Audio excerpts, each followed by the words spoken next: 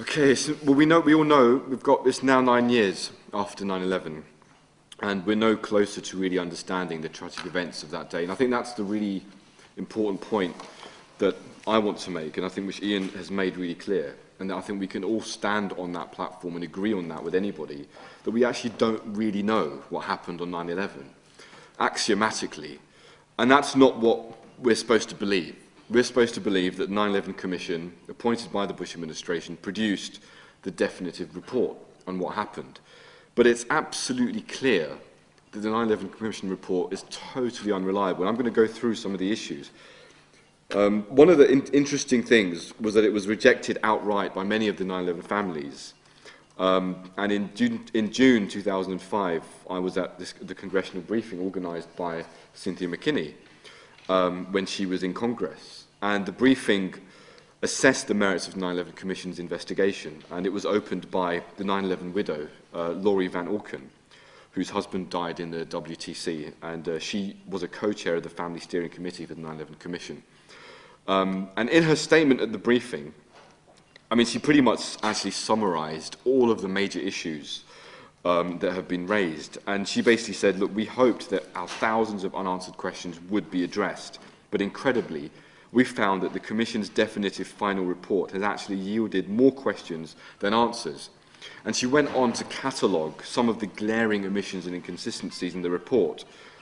The report failed to resolve very, very simple matters of chronology on the events of the day.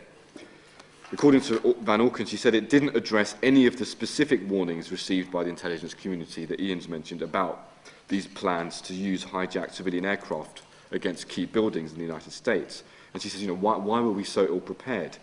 And this is a good question, given that according to Newsweek, one day before the attacks, Pentagon officials cancelled their travel plans to New York for the next day over security concerns.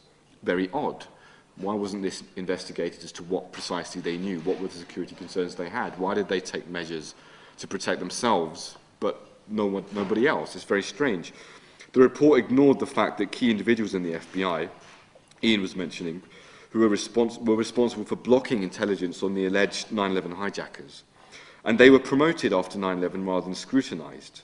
It ignored, for example, the memo from Special Agent Colin Rowley, which was published in Time magazine on Zacarias Moussaoui. And it showed that various bureaucrats in Washington, in her words, consistently, almost deliberately thwarted legitimate investigations by FBI agents in Minneapolis into Moussaoui that could have prevented 9/11.